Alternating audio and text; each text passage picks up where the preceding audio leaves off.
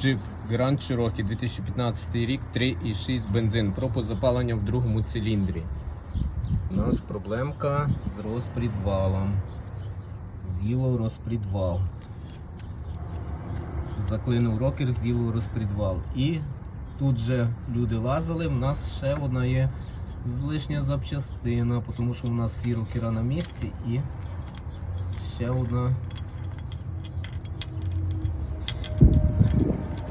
Хлопці робили, поміняли новий коромисло. А тут у нас не крутиться. Лишню запчастинку забули дістати.